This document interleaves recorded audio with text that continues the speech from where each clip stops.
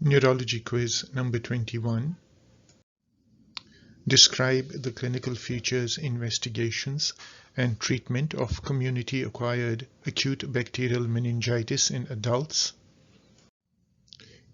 In a patient presenting with recent onset headache, classical findings of acute bacterial meningitis are fever, neck stiffness, and change in mental status. Almost all patients will have one of these findings. 95% will have two of these findings, but the classic triad is present in less than 50%. CSF examination shows elevated pressure, high WBC count with neutrophilic predominance, often more than 1000 cells per cubic millimeter. CSF protein is usually elevated and CSF glucose is low. Gram stain is positive in 70% of the cases and the culture is positive in 80% of the cases. PCR assays detect common bacterial and viral pathogens in the CSF with a sensitivity and specificity of more than 90%. Streptococcus pneumoniae, which is gram-positive with risk factors including sinusitis and otitis media, is the commonest cause of community-acquired bacterial meningitis in the US. Neisseria meningitidis, which is gram-negative, continues to be a cause of sporadic and epidemic meningitis. Listeria monocytogenes, which is gram-negative and is commoner in infants, elderly, and in the immunocompromised, accounts for 10% of the cases worldwide. Haemophilus influenzae, which is gram-negative, was a common cause in children, but effective immunization has markedly reduced the incidence in developed countries. Empiric treatment should be started immediately after blood cultures and CSF are obtained.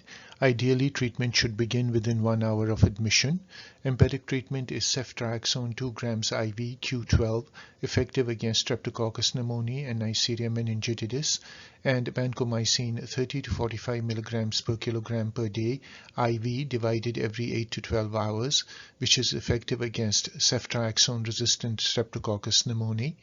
When appropriate, ampicillin 2 grams IV Q4, which is effective against Listeria monocytogenes, Neisseria meningitidis, and Haemophilus influenzae, is added.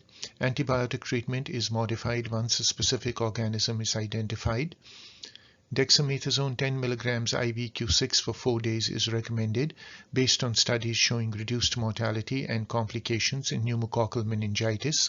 Dexamethasone should be started before or at the same time as the first antibiotic dose in order to reduce cerebral inflammation from antibiotic-mediated bacterial lysis.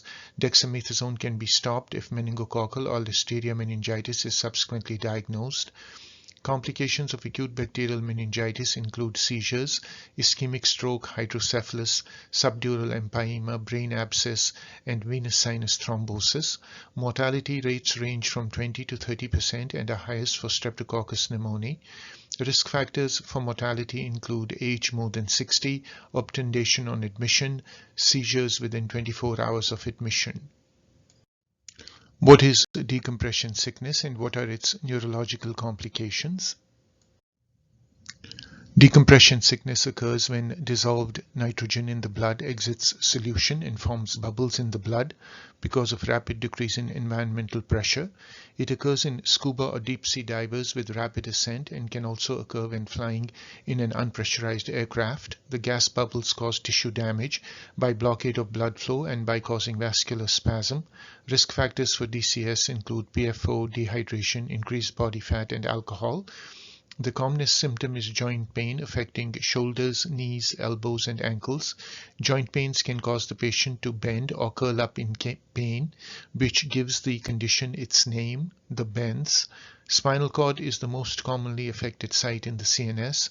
Manifestations include numbness in the extremities with a progressive ascending level of sensory and motor loss along with bladder dysfunction. MRI can detect scattered white matter lesions with no segmental distribution. DCS is prevented by slow ascent when diving.